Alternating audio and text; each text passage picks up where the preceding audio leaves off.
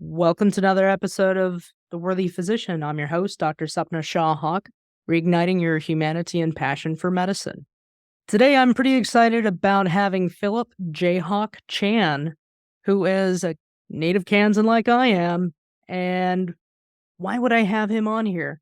He's a former healthcare individual who really found the value in living a life that he himself designed and was true to his personality. So I think that through his journey, he has tools that he can share with us, physicians, as to how to really define what fulfills us and how to make that change, including a vehicle that can expedite that. So, Philip, thank you so much. Thank you for having me, Dr. Sapna. Pleasure to be here. We've had multiple conversations over the last several months, and I've always appreciated your just being very candid about you were on track to become a surgeon, but something just didn't speak to you naturally. It just didn't feel right. Is that correct? Yeah, still remember this day. It was like 8 p.m. on a Saturday night.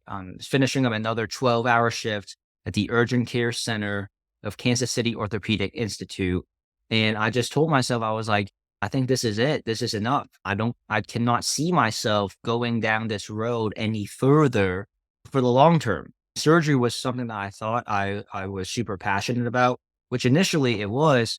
But as I got more and more immersed in medicine and the actual doing of it, I realized it really diminished my core personality, right?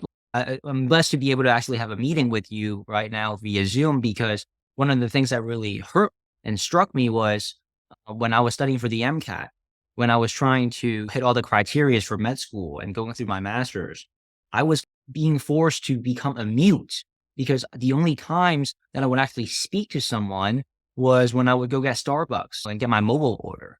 And I started to see a huge psychological change in how happy I was, because I just was not allowed to be who I actually am. So like many physicians who want to get into medicine because they have a calling to help others, to see sick people become healthy again, I think we all have that desire to help and empower others. That's why we chose the path of medicine. But for me, it was not going to be the right vehicle long term for me to get to the same result. And that's when I knew I had to pivot out. And I recognized that entrepreneurship would probably going to be my best bet in creating abundance in my life, whether it be time freedom, locational freedom, as well as financial freedom. No, thank you for pointing that out, because I think that one thing that we always get stuck on is Mm. financial wealth. And while that is important, we forget how important other things are, such as time, such as freedom to choose. And there are many parts of medicine that are dark and very soul sucking and that take that away from you. One of the things that I recognized was, like, for example, I was KU's pre-med triple major in 5.5 years.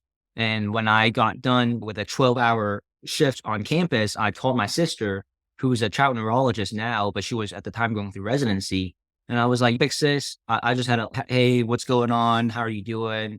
I'm like, I just had a long day. I just got done with like 12-hour shift on campus.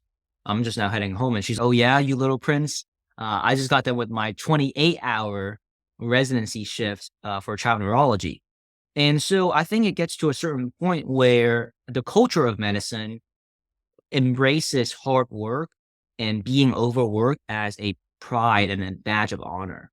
That's something that I recognize. Like when I was doing my job, I've spent a fair amount of time around surgeons, and at least 200 hours minimum under my belt. What I found was when they talk about how, oh yeah, I had to do an emergency surgery that was 24 hours long.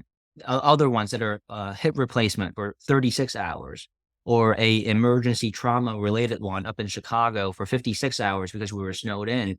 It was one of those things where it's like, it becomes like a competition. Let's see how long you can take it. But an irony that I found was we're supposed to serve the help of others. However, that mission is being conducted where our own health is at detriment, right? And so I was always taught if you want to help others, you got to make sure you have your own oxygen mask first, right? You cannot, it's difficult to pour from an empty cup. And so I thought I experienced a lot of ironies that I saw, which was, why are you skipping lunch? Because you have a tight schedule around patients. Like, how are you even supposed to serve patients at the fullest of your capacity if you're not even nourished, whether it be mentally, spiritually, or physiologically? So I just thought that's another pain point that a lot of us experience. And it ultimately did not encourage me to continue my journey. And I'm very happy that I pivoted out towards entrepreneurship before my medical career solidified for that reason. And I appreciate that. And I appreciate that you're acknowledging the pain points that many physicians maybe overlook, Mhm. acknowledge, but keep their head down and push through, or ones that actually, hopefully, and smartly acknowledge it and try to work to refill that cup, work to meet their own spiritual, psychological, emotional, and physiological needs. But thank you for bringing that up because you had great insight because you saw the writing on the wall way before you even put both feet into that grave, right? Oh, yeah, absolutely. And while I love medicine, there's a reason why I'm part time, and it's so that way I can keep those boundaries, and so that way I can keep my cup full. So tell us more about your entrepreneurship. Yeah. So essentially, I pivoted into entrepreneurship towards the end of my master's at KU Med.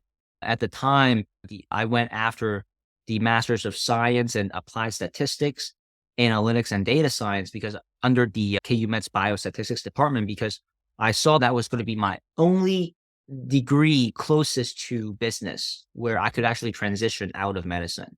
Of course, a lot of the other masters offered were clinically related, right? Whether it be a master's of science in integrated medicine, physiology, neuroscience, whatever, the applied statistics was the best pathway for me. And it was an online master's. So what I started doing was, even though I was going through the formal education, I was also at the same time going through a self-directed MBA, where while I was doing my master's online on my own free time, I would read about entrepreneurship. I would go after excellence. And I went on a journey to explore and found 20 mentors under business who I thought that these people are successful and they have what I would say I would want in life as well. And started to really study greatness Mhm. according to that aspect. That was like my first roadmap towards what I'm doing now is just studying greatness. And what I did was over the course of 5 years, narrowed those 20 people down to the top three, right? And because there's at some point, right, you can only learn so much, you got to start doing. And when I narrowed it down to the top three, I would say Grant Cardone, John Maxwell, and a pair of brothers called the Chittister brothers, Tanner Chittister, who is the founder of Elite CEOs. But really, I would say Alex Hermosi as the third one because he's actually the mentor of Tanner. Grant Cardone, John Maxwell, and then Alex Hermosi would be my final three. Now, what happened was, okay, I pivoted into entrepreneurship. I went through several ups and downs in terms of finding my right footing because in real world, right, there's a difference between learning business and actually going out there to discuss things where you will have someone interested, not just to have a conversation with you, but actually pay you for your services. To keep things condensed, I found footing in all things business and leadership development, where I became a leadership development specialist. That was partially because I was blessed to have been appointed into a leadership role within a private business organization known as the American Club Association, the ACA. That's nationwide. It used to actually be a club where former presidents Dwight Eisenhower were members. And so, anyways, when I had that opportunity, I said, okay, like, how do I make the most out of it? How do I become the best leader I possibly can be? And that's when I went after John Maxwell and his resources and became John Maxwell certified. So that way I can take my leadership development understanding to the next level and become a subject matter expert myself, right? And so that's where I found footing. And the importance of being in the right rooms and with the right people, Dr. Sapna, in business is so important because I started traveling, I started networking. And if I didn't do that, I would not have met my current business partner today, right? Who is a former internal medicine doc that is the founder and owner and subject matter expert of a private investment firm based in Florida. And he was basically the last person that I networked with about a year ago at a 10X Grant Cardone event. And Grant Cardone, particular to me, like stood out. And that's why I have him as one of my top 3 mentors out of the 20, because I witnessed him becoming a billionaire in 2019, going from a non-billionaire to an actual billionaire, right? And so that spoke volumes in regards to leading by example. So his community is a community of well-curated business owners who want to strive towards more, who have the ambition and drive to do more, and hence the 10X model, right? Yeah, I found my footing in business and leadership development, met my business partner at a 10X event about a year ago. And I'm very blessed to say that I'm now president and CEO of this joint venture because of the conversations that took place after meeting my business partner at that event.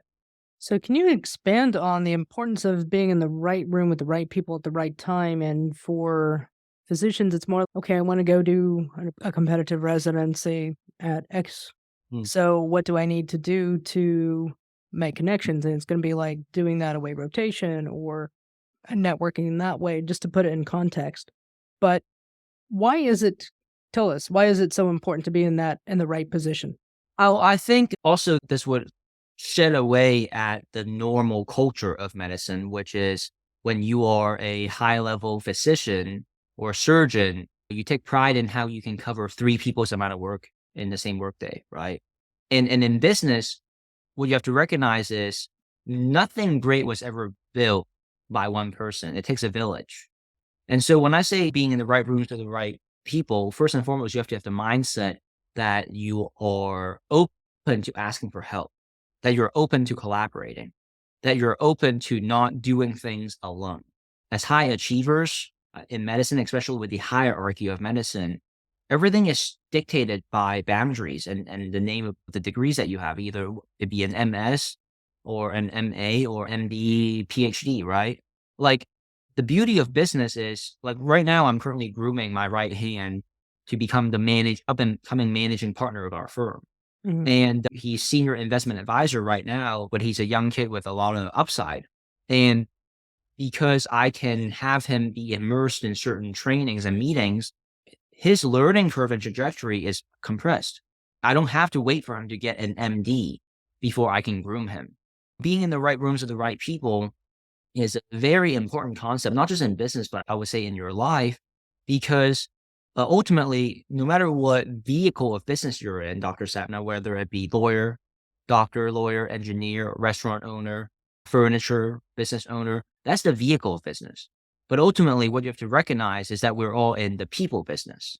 And so when you shake hands with Nike, when you shake hands with IBM, when you shake hands with Apple, you're not doing business with the entity, you're doing business with the individual representing that entity, right?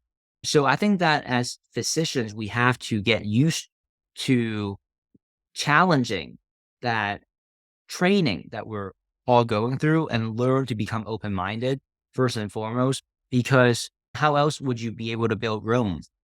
It's really difficult. For example, as president and CEO, I can say I work 80 hours a week. But if I have 1,000 people underneath my company and our work structure that's also clocking in 80 hours a week, then technically I'm not working 80 hours a week. I'm working 80 times 1,000, right? It's leverage, right? It's leverage because you get to access other people's expertise. You can leverage other people's skill sets by forming those relationships, being in the right rooms with the right people. And ultimately, you can leverage their experience to get you and additional opportunities, right? Their experience and relationships that they have, especially if you really connect. So my business partner being a former internal medicine doc and me being surgically trained, when I networked with him, he was the last person I walked out of the event with. And we were hanging out for a good hour and a half. Of course, I would say you always got to have something to bring to the table. But of course, if you're someone that has some type of track record where you can offer expertise in an area where the other person is not so strong in. And in my case, because I've had this training in leadership development and we had a conversation and I'm a phenomenal financial wealth creation expert, specifically around navigating the futures financial markets. But in regards to what you're talking about, building a team, grooming and developing the team members the right way, empowering them the right way. I don't have any trainings in that. So you're like, why don't we have a further conversation? And then that's when we started to establish a working partnership. That's a great connection. That's a great connection of having an open mind and networking, connecting, and being at the right place at the right time. But now you've grown that team. Mhm. And I'm going to leverage some information out of you. How about that? Sure. What are 3 pillars that you've learned through entrepreneurship? What are some 3 pillars that you've used for yourself? I think that's why I wanted to study greatness under those 20 mentors, right, initially. And what happens is mentors, they can come in different forms, whether it be books or an actual live person. Right. And so what I'm about to share with you is what I've seen that are common points of successful people and what they do. So number one is full commitment, like 1,000%, 1,000,000% committed to what it is that you set your sights on. And they call it burning the ships, basically. If you really want to go into entrepreneurship, make sure that you have your financial numbers in place because you are taking a risk. But that moment when you jump in, you're jumping off the cliff basically, and you're going head first. And it's called commit first, and you figure out the rest later. So that's got to be there. Don't do the thing where, oh, I'm working a 9 to 5 and I'm building my business as a side hustle on the side. You can get some work done and you can get some momentum built up, but it's really difficult that way because the majority of business is done during your 9 to 5. So if you want to call and set up appointments, now it depends on the business model, of course, but regardless, very common across all successful people, especially in business, commit first. We're very much taught to be perfectionists, Dr. Satnam, in what we do. So you talk about ready, aim, and fire. But here it's ready, fire, and then aim, right? Yeah. Because by the time you're doing this and you're aiming before you fire, you want to know what happens? Boom, you get shot. Yeah. And now you're out the game. The example you gave about jumping off a cliff. I think it was Steve Harvey. I'm going to paraphrase it. How can you soar if you don't jump? Exactly. How can you soar if you don't jump? Yeah, and so you got to take that leap of faith, but it's going to be a calculated leap of faith, right? Yeah. You're not just jumping because if you don't have any, I would say, monthly savings to sustain yourself, because like I said, entrepreneurship is a risk, then you're putting yourself in a bad position. You should definitely still jump with a parachute, right?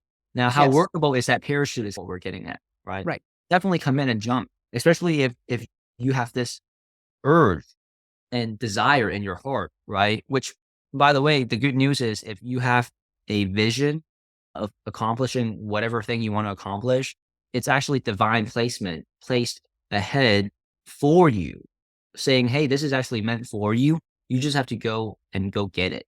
You have to go commit and then go get it. So number one is commitment, right? Burn all your ships.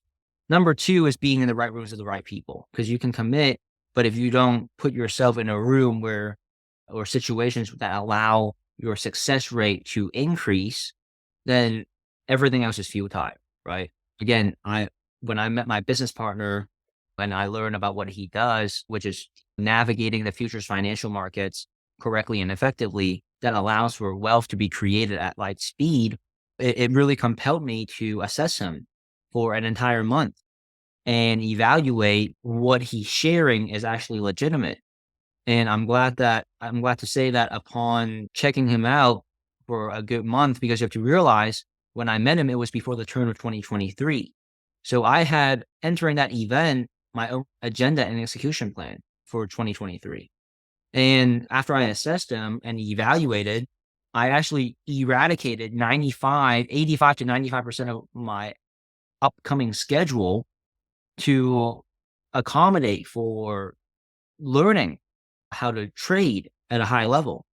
And so I decided to become a client first and foremost, where within that first month and a half, I learned how to take a couple $100s to over $1,000. But even more importantly, it was during those intimate client conversations, Dr. Satma, that allowed two independent business owners to find alignment and reasons to actually go into a partnership and joint venture together. Mhm. So we officially speaking partnered up with him mid-February, and I'm blessed to have evolved from client to now president and CEO of a joint venture. Now, of course, yes, I was in the right rooms with the right people, but you also have to have something to bring to the table, right?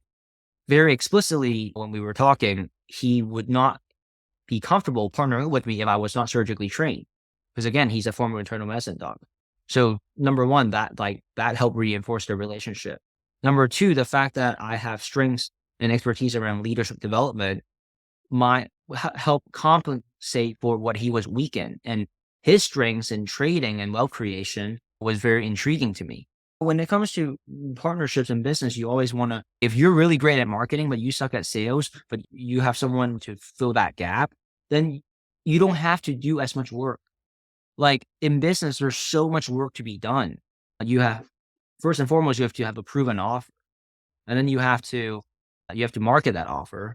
And then you have to actually get clients to convert through salesmanship and closing. And then you have to fulfill them. Now, when you first start out, it could be a product or service. But let's say you hop on a coaching call and each client takes 1 hour of their time. Like when you get that first client, Dr. Satmer, that's great. Or it could be a marketing service call, whatever. But how you're trading time for money, right? Like how many calls can you realistically do in a day, right? 10 calls maybe. So you have to at some point think about scalability, right? So yeah, I would say like commitment, being in the right rooms with the right people where you can leverage other people's strengths for your weaknesses so that you can really start scaling your operations. And then the third one is like never giving up and take massive action. Like you can't expect to accomplish anything great if you didn't do the thing. And that was a really huge eye opener for me, which because in medicine, we're taught to just learn and learn, right? I have 2 bachelors of sciences, neurobiology and molecular biosciences. And I remember especially when you're a biology major, you're like shoving information in your head and then you're regurgitating it on exams. But that's not how the real world in business is done. You have to learn. That's why I think we would excel by being lifelong learners, but you have to actually go do the thing. So in business, it's more about doing, right? From learning. So learning is just like the first half of it. Yeah, and I appreciate that because a lot of how does this tie back to medicine? And I'm just going to I hit a pain point for the listener. We're not taught these skills. I would agree with you. We're not taught these skills in medicine. It's actually contradictory to the culture of medicine because heaven forbid we should start thinking for ourselves and start entering into that entrepreneurship space. Because when you take the analytical skills we have as physicians, we can process an insane amount of information in a very short period of time. And then I think we block ourselves. Okay, what do I do with it? Heaven forbid I should be wrong, but I agree. You aim, fire, or just pull a trigger and see what happens on trying to execute a goal. It's okay to fail because it's not really failure. It's about learning and growing. That's the only way you grow. Whereas in medicine and anybody in the science track, you fail a test, you're, for lack of better terms, you're in the dean's office. And that's really like incorrect wiring and conditioning. So like in business, what we say is there's winning and then there's lessons. There's never failure. Because if True. you quote unquote fail at a marketing campaign, you can take certain things from it to tweak it so that the next marketing campaign can be better. You have to think that it's also the nature of medicine, right? When we demand high GPA and high MCAT scores, is because we want people who are competent to take care of lives at stake. Of course. And that's at the crux of it all. Like even a small dosage when it comes to anesthesiology or pathology, right? The 1 degree off in your splicing of the images can result in drastic ripple effects. In medicine, I think we're taught to be as surgically precise as much as possible, be as perfect as you possibly can, because we're dealing with people's lives, fundamentally speaking. And so there should be no mistakes. And that's what's so tough about it. But in the real world, in business and entrepreneurship, you should relish in your mistakes. And because you get to learn from it, then you get to take those lessons to make things better than they were previously. So, Philip, you transitioned out of a healthcare career and you started chasing and making it a reality, something that was more true to your nature. And what, out of everything you've done, what is the number one thing that gives you fulfillment currently? I would say the thing that really gives me fulfillment is the fact that when I'm working, I'm really not working because I love doing what I do. I love the content within what I do, right? It's investments related. And we also get to impact other people's lives. Where when you see clients coming, sharing with you how, thank you so much for transforming our lives because we were struggling to make 5 grand a month and now we're able to make 5 grand a day, right? We get testimonials like that all the time. Our top student, his name is Igor. He was making about $60,000 a year as a real estate investor.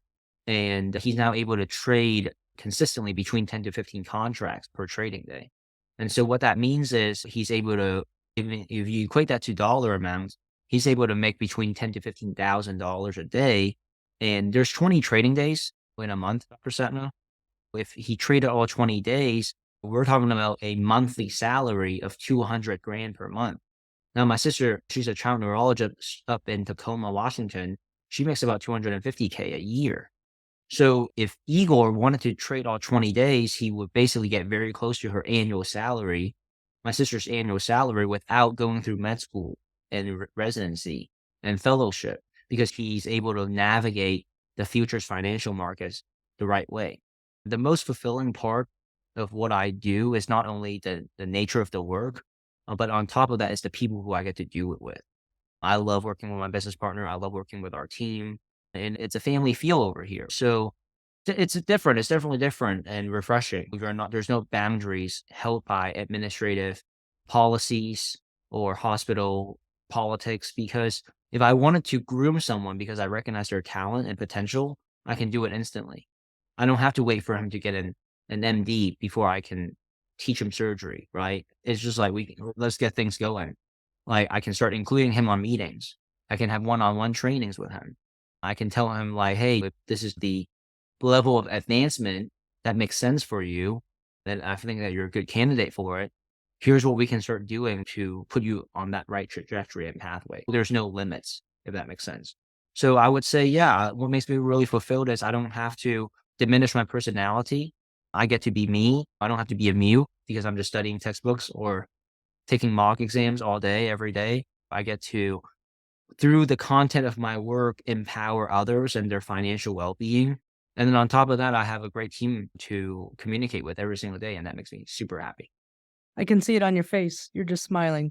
Oh, yeah. And Because you have to realize, right, like when you work with a competent team and remember, like a huge thing about the correct way to approach leadership development is empowerment. When traditional medical hierarchies, there's conversations where it's very much condescending because you're capped. Oh, you're at this position.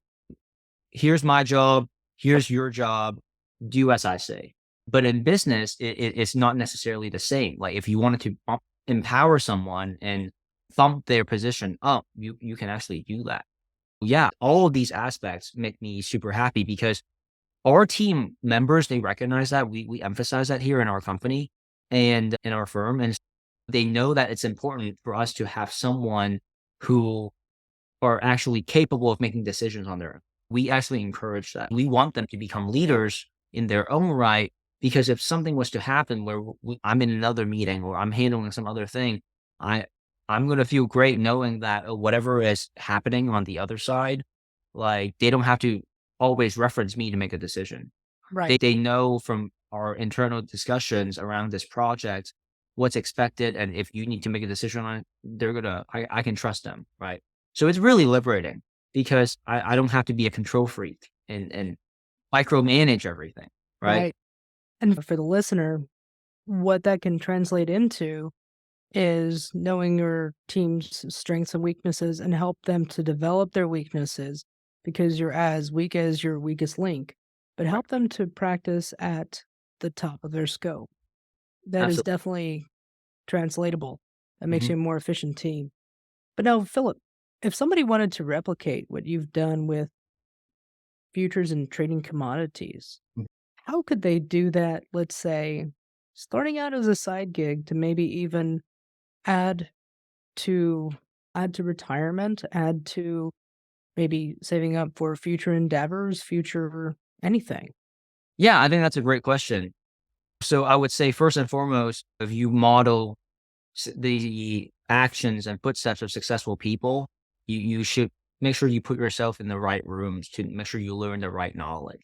Because there's a lot of knowledge out there nowadays where you can learn it, but you can be taken away from the truth, right? Because there's just a Well, long. how could they put themselves in a room with you? That's a great question for the listeners out there. You can feel free to reference my Calendly link.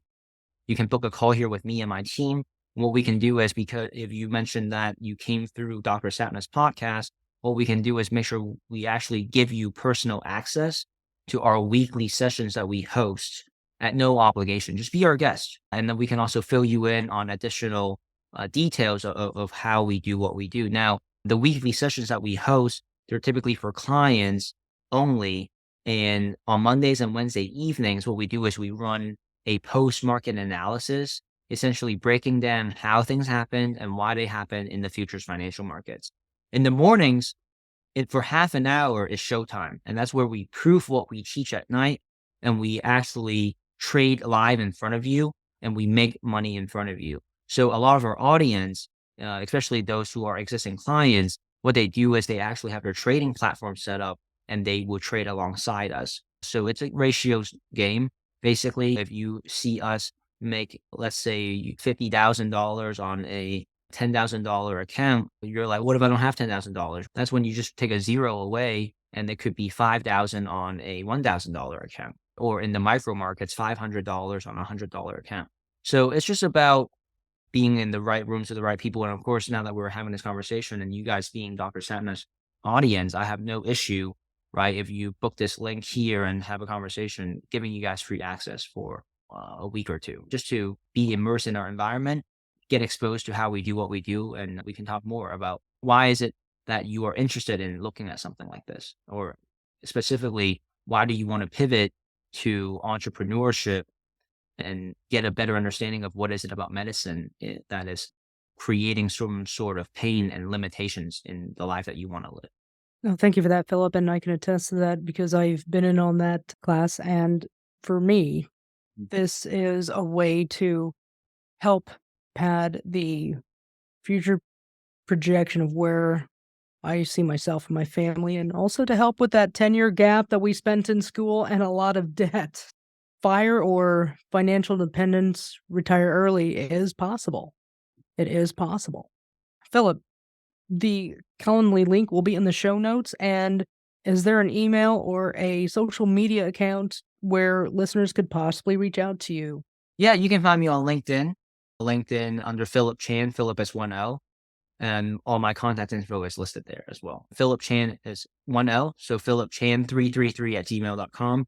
You can reach me there as well. But the Calendly link will be your best bet in finding a good time to have a conversation. And we can take that conversation further and see what it is about your current life circumstances that have, after listening to this podcast, created an intrigue and interest to learn more. Philip, as always, it's a pleasure talking to you. So thank you so much for your time. For the listeners, if you have found this helpful, share it with a friend, share it on your social media because we can all use camaraderie in this era of medicine. Thank you so much, Dr. Sapna. Appreciate you having me on.